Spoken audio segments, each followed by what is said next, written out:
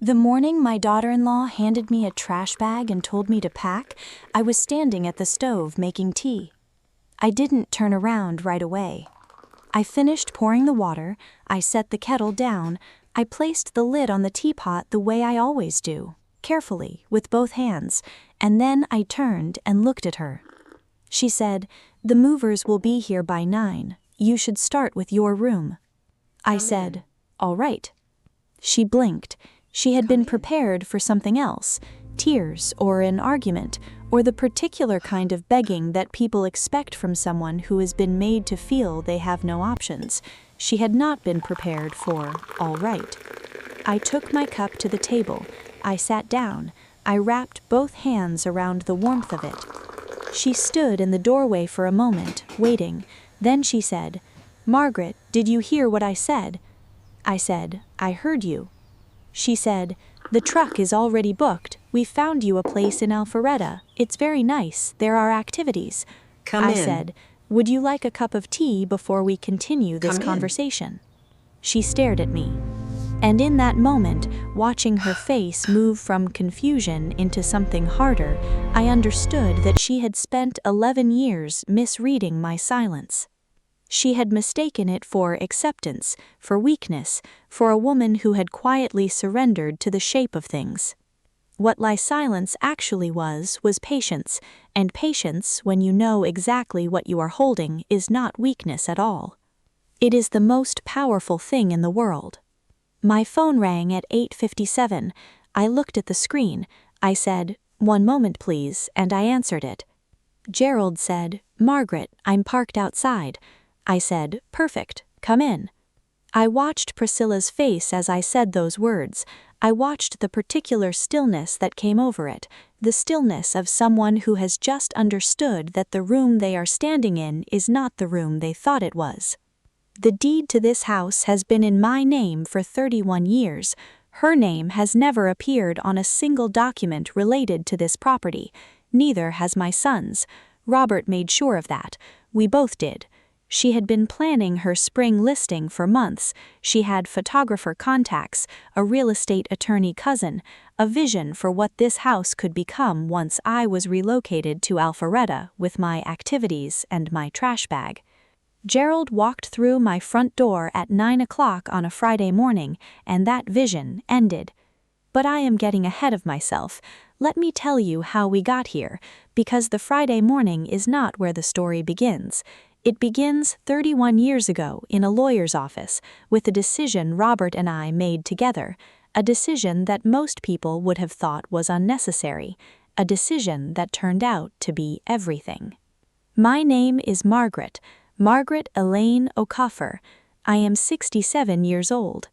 I have lived in this house for 31 years. I painted the nursery myself when my son David was born, a color called morning mist, which looked blue in the can and dried to something closer to gray, and which I have always loved for that reason. The best things in this house have mostly been accidents. I planted the oak tree in the backyard the spring Robert retired. He dug the hole himself, which took most of a morning and left him with a sore back he refused to acknowledge for 3 days, because he was, in that specific way, deeply stubborn.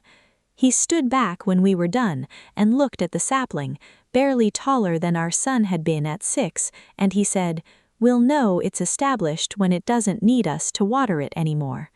It hasn't needed watering in 25 years. It is entirely itself now, roots so deep in the ground beneath this house that nothing happening above the surface can threaten what is underneath. That is the kind of thing Robert understood. He understood roots. He understood the difference between what a thing appears to be and what it actually is. And it was that understanding, that particular quality of his thinking, that made him do what he did when we bought this house. But let me tell you about Priscilla first, because she matters to this story, and because I want to be fair to her. Fairness has always been something I insist on, even when, especially when, I am the one who has been wronged. My son David met Priscilla 14 years ago. He called me that same evening, which was unusual. David is not a man who calls to report things. but his voice that night had a quality I hadn't heard in years, a brightness, like something that had been stuck had finally come loose. He said, "Mom, I think I met someone. I think she might be it." I said, "Tell me about her." And he did. Project manager, from Houston, 31 years old, clear opinions, not afraid to say what she thinks. I said, "That sounds like someone worth knowing." And I meant it. I genuinely meant it. A woman with clear opinions who says what she thinks, that is not a description that frightens me. I have always respected people who mean what they say. What I did not yet understand was the difference between directness and what Priscilla actually had, which was not directness. It was something more specific than that. It was the habit, deeply ingrained, I think, from long before she met us, of arranging every room she entered so that she was the center of it, not aggressively, quietly, systematically, the way you rearrange furniture when no one is watching, so that by the time anyone notices, it already looks like it always was that way. The wedding was here, in this house, in the backyard. May. The oak tree had just come into full leaf. We strung lights through it the week before, Robert and I, on a Saturday, him on the ladder, me below handing them up, the two of us arguing about whether the spacing was even, and then agreeing it was, and then discovering the next morning it wasn't, and deciding we didn't care. She looked beautiful. I want to say that because it is true. She wore a dress that was simple and expensive in the way of things that want you to know their cost without announcing it, and she walked across the flagstone with the ease of a woman who has made her peace with the fact that she is lovely. I welcomed her with everything I had. The first year she called me Mom. By the second she had stopped. I became she in conversation. She's in the back. Does she need anything? Not out of cruelty. I want to be precise about this. Out of something more erosive than cruelty, indifference, as if using my name were a small courtesy she had decided, without announcement, to stop extending. In year 3, the redecorating began. She started with the guest room, which had been for 20 years the room where my friend Ruth stayed when she visited from Birmingham, the quilt my mother had made the year before she passed.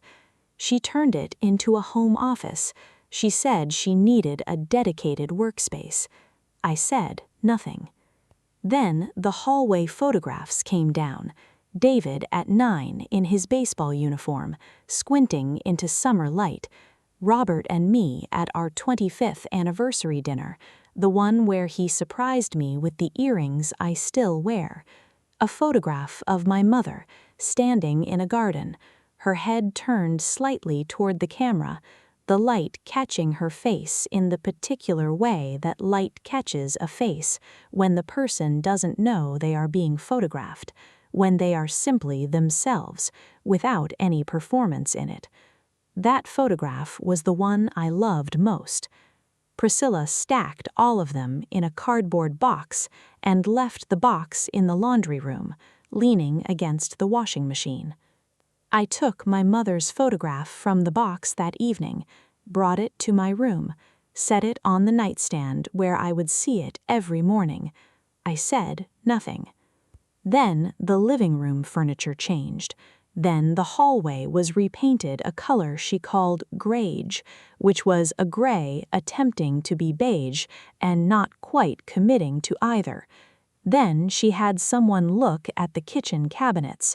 Then at dinner one evening she mentioned casually, the way she mentioned things she had already decided, that the oak tree in the backyard was creating light issues for the garden she wanted to put in on the east side. She had been looking into what removal would cost. That was the first time in 3 years of living together that I said something directly to Priscilla, the first time I departed from the habit of moving around her adjustments without comment. I said, "The oak tree stays." She looked at me. The expression that came over her was not anger. I want to be precise about this. It was something more interesting than anger. It was the expression of someone who has been operating in a room under a specific assumption about the power dynamics of that room, and has just encountered evidence that the assumption may need a revision, a recalibration, quiet and immediate and invisible to anyone who wasn't looking for it. She said, "It's really blocking the east side." I said, "Robert planted it the spring he retired. It stays." She did not mention the tree again, but after that evening, something shifted in the quality of her attention when she looked at this house. The adjustment I can only describe as acquisitive, the way someone looks at something they have decided they will eventually have and are simply waiting for the right moment to take. The redecorating had felt like preference. What came after felt like strategy. I noticed this. I said nothing. I told myself what I always told myself, that David was my son, that this was his marriage, that patience was the longer wisdom. And that was true. But I was also, if I am being entirely honest, beginning to understand that patience without information is simply waiting. What I needed, if patience was going to be useful, was to know exactly what I had to be patient about, exactly what was mine and what it meant, and what my rights were within it. Which is what brought me, eventually, to Ruth's phone call and Gerald's office, and the question he asked me on a Monday morning that clarified everything. Do you know what documents you have? Robert was diagnosed with Parkinson's disease 6 years ago. He was 61. He had been retired 8 months. We had plans, real plans, the specific kind you allow yourself once the portion of your life organized around other people's schedules is finally finished. Portugal first, then wherever the conversation took us. We had been talking about Portugal for 30 years. We did not go to Portugal. What we did instead was what you do when the person you love most is navigating something that cannot be fixed. You learn, you adjust, you become someone who knows which medications are taken at which time, and which side effects to watch for, and which symptoms can wait and which cannot. You learn to help someone stand without making them feel helped, which requires paying very close attention to someone's pride and working around it so carefully they never feel its edges. I did all of this for 6 years, not out of duty. I want to be precise about that, because duty and love can look the same from the outside, but they are entirely different on the inside. I did it because it was Robert, because after 40 years of building a life together, the line between what is his and what is mine had become, in the best possible way, impossible to locate. His difficulty was mine. His mornings were mine. His slow and careful walks around the backyard, one hand on the bark, those were mine too, and I would not have been anywhere else. Priscilla was not unkind during those years. I want to be fair. She was tolerant, which is different from kind, but is something. She managed Robert's presence in her house, because it had become, in her perception, her house, with the surface graciousness of someone accommodating an inconvenience they had decided to be generous about. I watched this, and I understood it, and I said nothing. David was better than I expected. He came home early on some evenings and sat with his father in the study, just the two of them, and talked about baseball and history and the neighborhood as it had been before the highway went in. I could hear Robert's laugh from the kitchen on those evenings, slower than it used to be, but still his. still entirely his. I am grateful for those evenings. I hold on to them when I think about David and the choices he made in the years after. Robert died 3 years ago, October, a Tuesday morning, which had always been the quietest day in this house. David at work, the children at school, the particular stillness of a weekday that belongs to no one else's schedule. He was gone by 10. I was with him. I held his hand and I talked about the oak tree and the October light, which is his best month, the leaves going amber and the afternoon coming through them the way it does in fall. I talked to him about Portugal, about what I believed the light looked like there, having imagined it for 30 years, about the warmth of it, the late afternoon over the water. He said, near the end, we would have liked it. I said we would have loved it.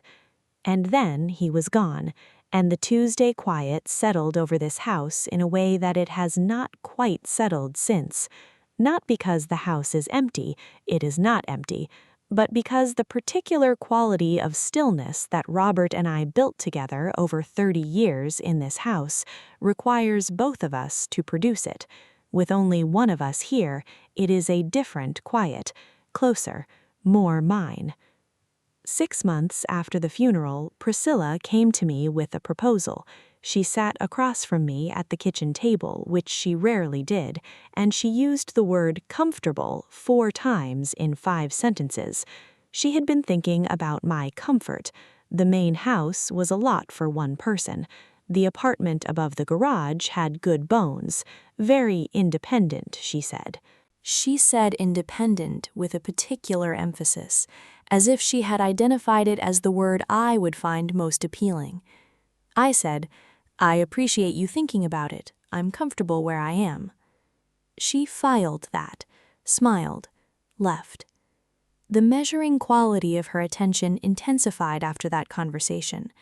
Thomas, David's cousin, a real estate attorney, a man I had known since he was 7 and had made his favorite food for every visit, began coming around more often. I would see them in the driveway, talking, and the conversation would stop when they noticed me. I called my oldest friend, Ruth, on a Sunday evening in February. I told her everything, without drama, just the sequence of it. When I finished, Ruth was quiet for the particular moment she goes quiet when she is about to say something that matters. She said, Margaret, have you called Gerald? Gerald has been my attorney for 22 years, Robert's attorney first, then mine. He's 70 now, same suit he's worn for 40 years, doesn't waste words, listens the way some people listen, completely, without already formulating his response. I called him Monday morning, told the sequence, plainly, without performance. He listened. When I finished, he asked one question. Margaret, do you know what documents you have? I said, I know exactly what documents I have. And now I need to tell you something. I'm going to say it slowly because this is the foundation that the entire story rests on, and I want you to understand it not just as a legal fact, but as a decision 2 people made together, deliberately, out of love and foresight, and the particular wisdom that comes from watching someone else's life fall apart in a way you could have prevented. When Robert and I bought this house 31 years ago, we had a close friend named Vivian. She and her husband James had been married for 30 years. 30 years. The kind of marriage where you stop thinking about it as a thing that could end, because it has become simply the structure of your life, the container that holds everything else. James died suddenly, heart attack, a Thursday morning in November. No warning, no preparation, there one day and gone the next, in the specific, devastating way that certain losses arrive, not building toward you, but simply there, all at once, when you turn around. And in the weeks after the funeral, while Vivian was still in the first stage of grief where you cannot yet understand the shape of what you have lost, a woman appeared. A woman James had had a relationship with before the marriage. years before, a relationship that had ended but had not, it turned out, ended completely. She had a son, she had documentation, she had legal standing that none of us, including Vivian, had known existed or thought to consider. What followed for Vivian was not weeks or months, it was years. Legal proceedings that consumed her time, her energy, her resources, years of her life spent fighting a battle she never seen coming and should never, in any just version of the world, have had to fight. She lost a significant portion of what she and James had accumulated together. The house, eventually, the savings, much of it, years she could have spent grieving and healing and building whatever came next, spent instead in lawyers' offices and courtrooms, defending what should have simply been hers. I sat with Vivian through as much of it as we could. We watched what it did to her.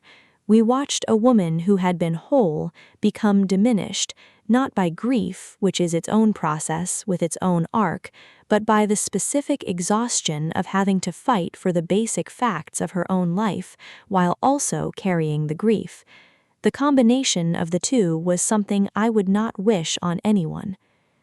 We drove home from Vivian's one evening during the worst of it. Robert was quiet the entire drive, which was not unusual when he was thinking through something that mattered. He had a particular quality of silence that was different from ordinary silence, more dense somehow, more intentional. When he was in that silence, I knew not to interrupt it. I would wait until it was ready to become words. We were almost home when he reached over and held my hand on the gear shift. He always did that when he wanted to say something significant without making it into a formal conversation, as if the contact of the hand meant, "This is real, pay attention, I mean this." He said, "Robert, we don't have anything like what James." I said, "Robert, we don't have anything like what James." He said, "It doesn't matter what we have or don't have. I'm telling you that what is yours will be protected. We are going to sit down with Gerald, and we are going to make sure of it." And we did. The following month, with Gerald's guidance, we restructured the ownership of this house. The deed went into my name, only my name. Not Robert's, not a joint tenancy arrangement.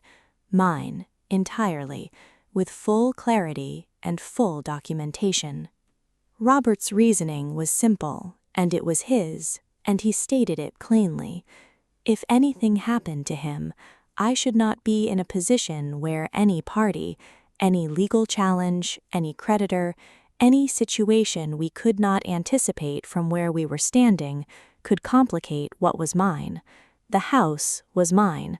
It should be documented as mine. End of conversation. I have thought about that conversation often in the years since, about how young we were, in the only sense that matters. We could not have imagined, sitting in Gerald's office that afternoon, all the ways the future would arrange itself. We could not have imagined Robert's illness, or his death, or Priscilla, or a Friday morning with a moving truck in the driveway and a trash bag on the kitchen counter. We simply knew what we had seen happen to Vivian, and we knew we did not want it to happen to us. Foresight is love with a longer view. That is what I think now. That is what Robert was doing in Gerald's office that afternoon, loving me with a longer view than I could see from where I was standing. When Robert died 3 years ago, nothing about the house changed. Nothing needed to change. The name on the deed was mine. It had been mine for 28 years by then. His death affected almost every part of my life in ways I am still, 3 years later, discovering, but it did not affect the name on that document. Gerald confirmed all of this on the Monday morning I called him. He pulled the records, confirmed what I already knew, updated my files, and prepared certain additional documentation. Then he said, "Margaret, when would you like to move forward with any of this?" I said, "Not yet. I'll be in touch." I went home. I made tea. I sat at the kitchen table and looked out the window at the oak tree. It was February. The tree was bare, all its structure visible without the leaves to cover it. There is something about a deciduous tree in winter that I have always found clarifying. You see the real shape of the thing. You see what was always there underneath, what will be there when the leaves come back. The leaves are temporary, the branches are not. I sat there for a long time, and then I continued living in my house the way I had been living in it, quietly, without drama, without giving Priscilla or David or Thomas any indication that anything had changed in my understanding of the situation. Because nothing had changed. What I had been holding had been mine for 31 years. The only thing that was different now was that I had stopped treating it as background and had brought it to the front of my mind, where I could see it clearly whenever I needed to, which was, increasingly, every day. The months that followed were not easy. I will not pretend otherwise, because there is no honesty in pretending. There is a particular kind of loneliness in being made to feel invisible inside your own home. Not shouted at, not threatened, nothing so definitive as that. Simply looked past, consistently and deliberately looked past, until the looking past becomes the texture of every day, until you begin to accommodate it the way you accommodate weather, because fighting it seems more exhausting than accepting it. Meals where I sat at the table and participated in no conversation, decisions made about the house, about the kitchen tiles Priscilla wanted to change, about the holiday schedule, about whether the children would spend Christmas Eve here or at Priscilla's sister's, in conversations I was adjacent to but not included in, as if my presence in the next room were simply a given, like furniture, like weather, like something that existed but did not need to be consulted. I ate in my room in the evenings more often than not because anyone told me to, because sitting at a table where my presence was the thing that made everyone slightly uncomfortable had become, over time, more exhausting than the solitude. At least in my room I was alone by choice. At the table I was alone by consensus, and that is a different thing entirely and much harder to sit with. I lay awake some nights running through conversations I hadn't had and might never have, trying to understand how a house I had built into a home over 31 years could contain everything I loved and a version of myself I did not recognize, the woman who ate in her room. The woman who had allowed her mother's photograph to be placed in a laundry room box and retrieved it quietly, without confrontation, as if the quiet retrieval were the best she could do. I do not want to overstate what those months were. I was not suffering in any dramatic sense.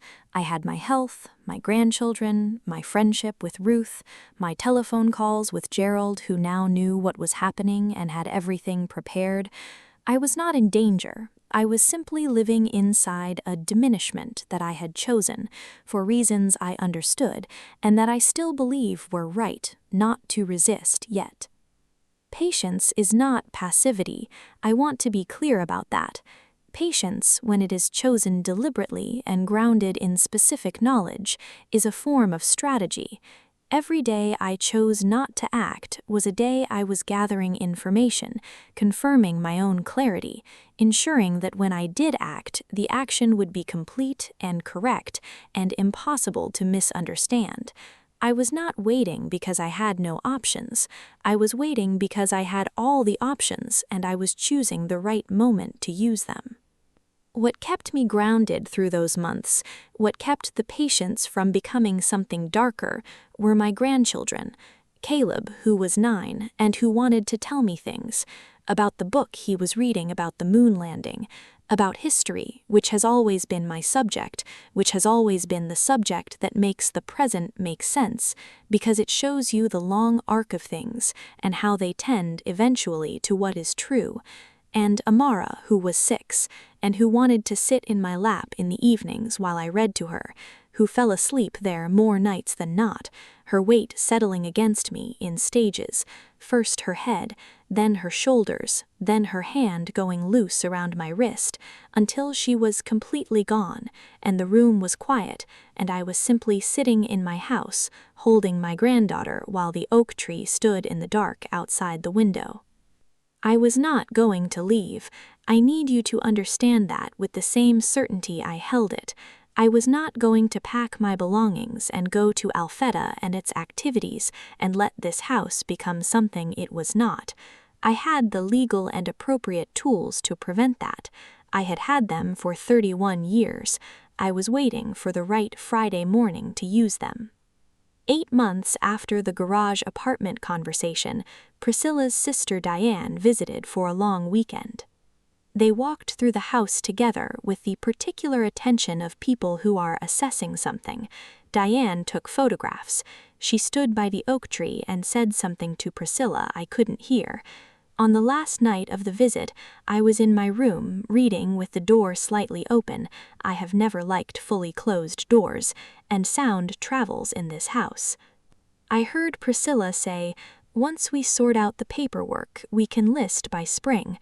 Diane said, "What does his mother think?" Priscilla said, "It doesn't matter what she thinks, David handles her."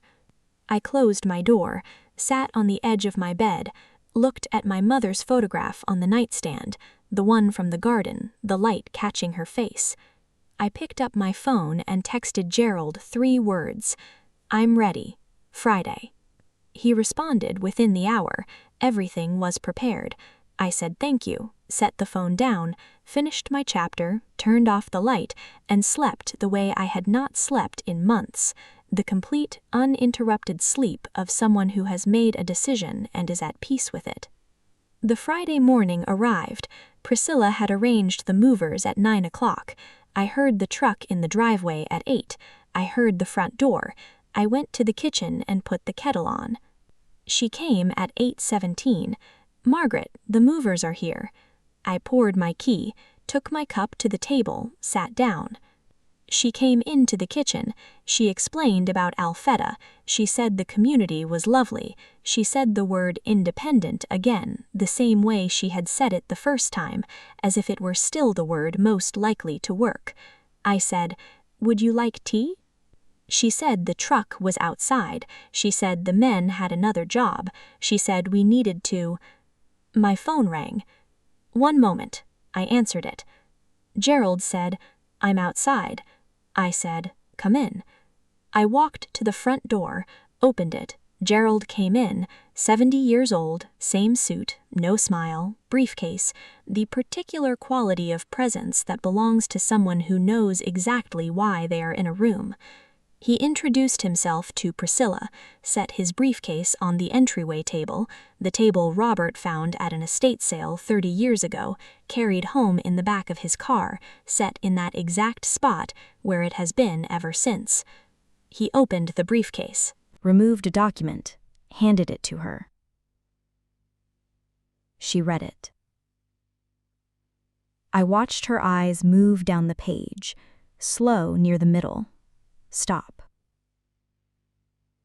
She said, "This can't be right." Gerald said, "It is correct.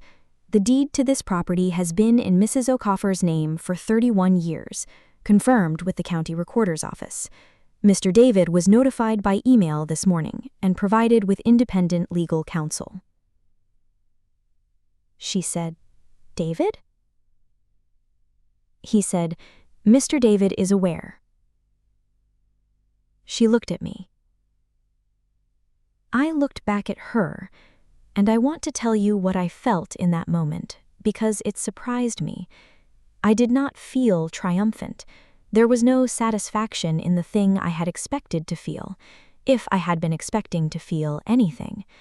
What I felt was quieter than that, something closer to sorrow, not for myself. I had already grieved the 11 years, but for the entirety of it, for how much energy had been invested in a plan built on a misunderstanding of a fact that had been true for 31 years.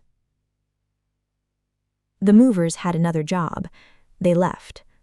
Priscilla went upstairs. I heard her on the phone, urgent, low, through the ceiling. Gerald and I sat at the kitchen table and went through the remaining documentation. Before he left, he paused at the front door and looked around the entryway for a moment. He said, "Robert would be glad, Margaret." I said, I know he would." David came home that evening. He had flown back early. He came through the front door, set his bag down, and stood in the entryway looking at the house the way you look at a place when you understand something about it has changed and you are not yet sure what the change means for you. David found me in the living room. My mother's photograph was back on the wall. I had rehung it that afternoon, in its exact spot, where it had been for 20 years before it was put in a box. David looked at it for a moment. Then he sat down across from me, not next to me, across, in Robert's chair, which no one had sat in since Robert died.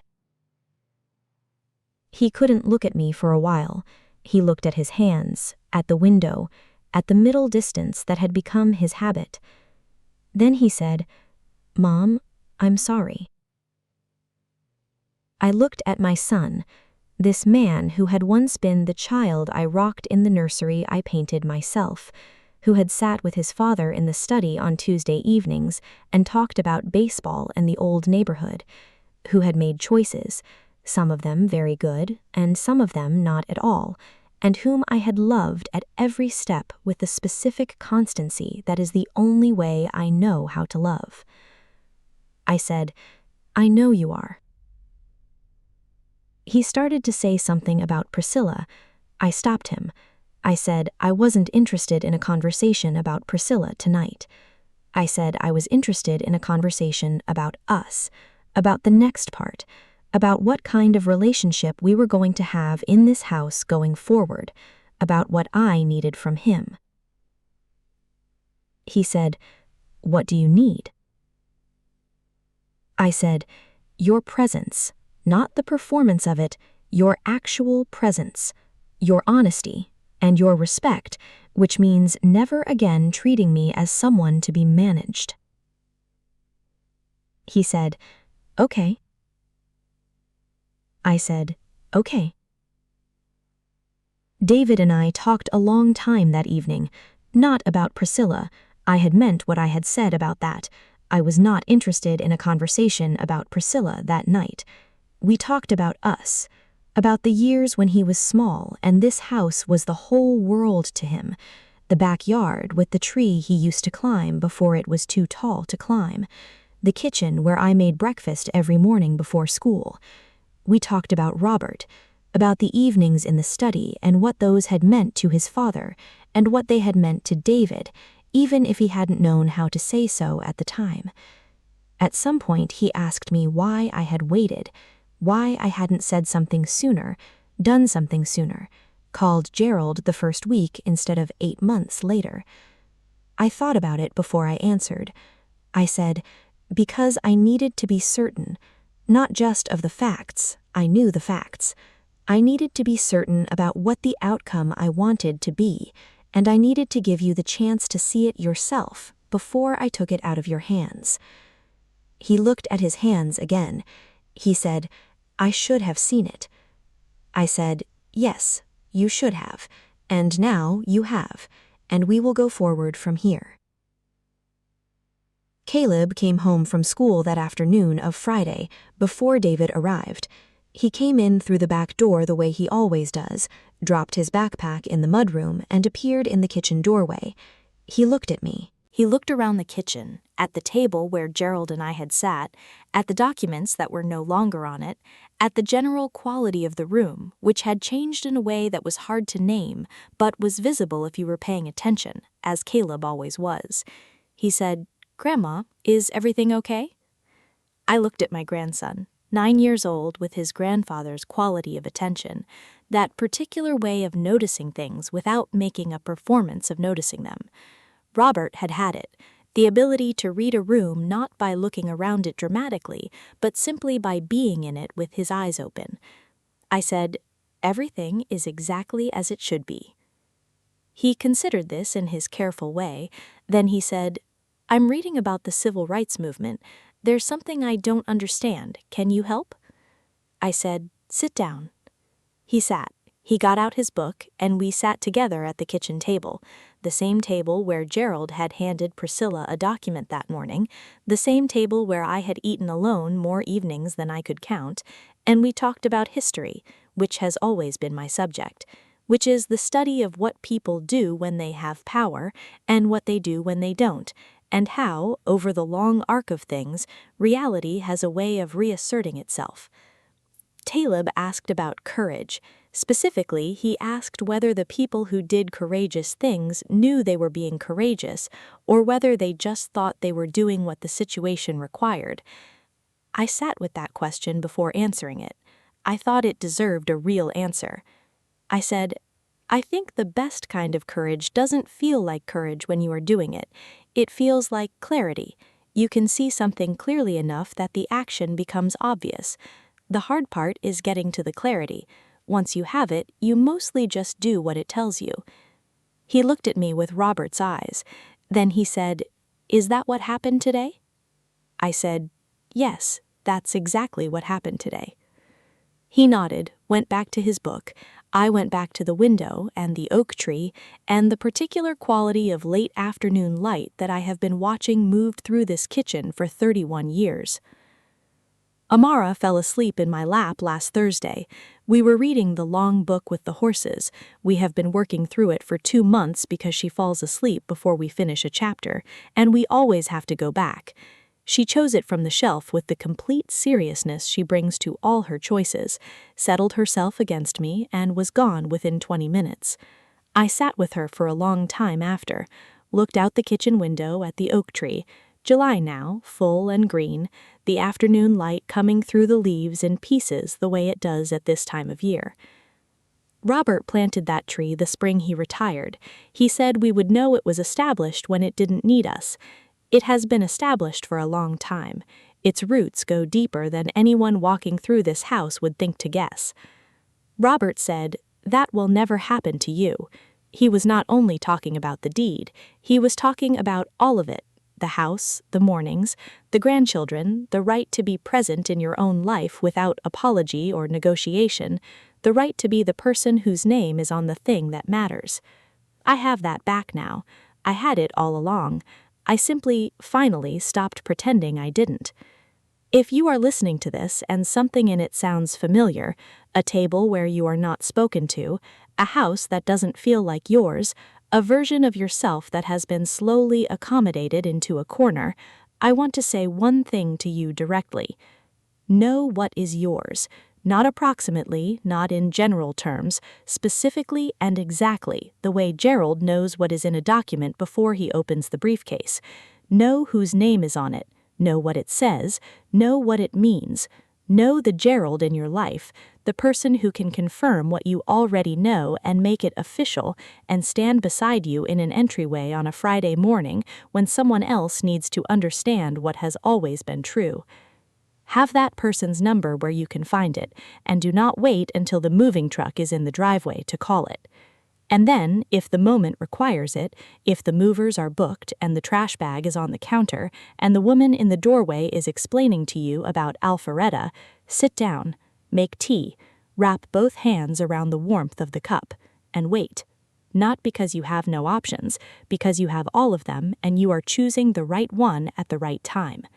The deed was always in my name. In this story, in every document, in every legal fact of the matter, it was always mine. What changed on that Friday morning was not the deed. What changed was that the room finally knew it. The oak tree is in full leaf right now. I can see it from the kitchen window, the one I chose, the one that is exactly the right size. And the afternoon light is coming through it the way it does in July, green and particular, arriving in pieces on the floor. Robert planted that tree the spring he retired. He said we would know it was established when it didn't need us to water it anymore. He was talking about the tree, but he was also, I think, talking about us, about what it means to put your roots somewhere so deeply that nothing that happens above the surface can reach what is underneath. I have those roots. I have always had them, and the house above them is mine. My name is Zuri, and I'll see you next time.